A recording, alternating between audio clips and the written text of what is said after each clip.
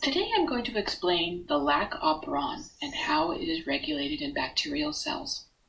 So what you can see is a circular bacterial chromosome here with a few genes specifically identified. The first gene I want to talk about is the Lac-I gene. This Lac-I gene is not a part of the operon. It codes for something called a repressor protein. This repressor protein binds to DNA at a specific location on the bacterial chromosome. Its expression is always on. In other words, the mRNA that this Lac-I gene codes for is always made, and the protein from that mRNA is always made.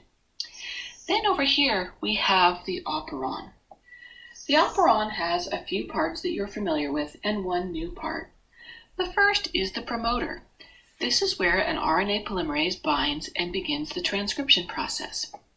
A new location that you're not familiar with is the operator. The operator is located in between the promoter and the genes that promoter regulates. Then there are the genes in the operon. We have Lac-Z, which codes for an enzyme called beta-galactosidase. Beta-galactosidase cleaves the sugar lactose into its monosaccharides glucose and galactose. Lac-Y codes for a transmembrane protein that brings lactose into the cell. And Lac-A codes for an enzyme called transacetylase that modifies the lactose sugar. All of these genes, Lac-Z, Lac-Y, and Lac-A, are expressed together. In other words, they are all either on together or they are all off together. Now let's look at a bacteria in what's called its resting state. The preferred sugar for bacteria to digest is glucose. It's the most common sugar in our environment. So in a resting state, the glycolytic enzyme genes are on so that the glucose can go through the glycolysis pathway and then through the Krebs cycle. There's no need to make the proteins to do things like import lactose or cut lactose. If lactose isn't even being used, glucose is being used. So under these conditions, of course, the Lac-I gene, as I said, is always being expressed. So RNA polymerase is going to come along and it's going to read the Lac-I gene and it's going to make an mRNA. And that mRNA codes for something called a repressor protein. That repressor protein has a shape that fits exactly in the operator region in between the promoter and the Lac-Z gene.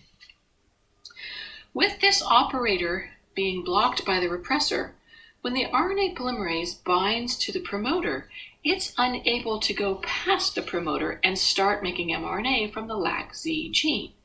So the expression of this operon is off. When there is only glucose in the environment and no lactose, the repressor protein binds to the operator and the RNA polymerase cannot keep going and make the mRNA from the operon genes. But what happens if the environment changes? What happens if the bacteria falls into a glass of milk? Milk has lactose, but not glucose as a sugar. When we have lactose in the environment, the repressor protein says, ooh, I'd much rather bind to a lactose than to that operator, and in doing so, that repressor protein changes shape and binds to a lactose molecule. Now the RNA polymerase is free to read through the operator region and start reading the Lac-Z, Lac-Y, and Lac-A genes. And that's going to make a polycistronic mRNA, which then will code for Lac-Z, which is my enzyme that can cleave lactose into glucose and galactose. It's going to code the Lac-I gene, codes for a transport protein. Then that's going to go into the membrane to bring even more lactose into the cell. The Lac-A gene codes for a transacetylase that modifies our lactose carbohydrate. So once we get this beta-galactosidase in the environment, it's going to start breaking my lactose into glucose and galactose, which will then go through the glycolytic pathway.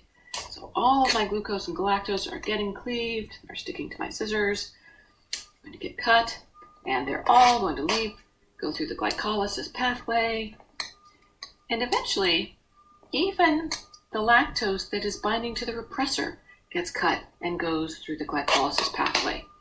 Now my repressor protein doesn't have any lactose to bind to, so it changes its shape back to its original shape, and it's going to go sit back in this operator region. Now, when my RNA polymerase tries to make more mRNA, it is blocked again. In this case, the operon is self-regulating. The operon has produced the Lac Z protein, which was the scissors that cut up the lactase. Once all the lactose is gone, then there's no more need to make more of these proteins, so the operator is blocked by the repressor, and once again we're returning to our resting state where the operon is off. So this is sort of a feedback loop, and it's a very self-regulating system so that the bacteria doesn't waste the energy producing the enzymes needed to digest lactose when there's no more lactose in the environment.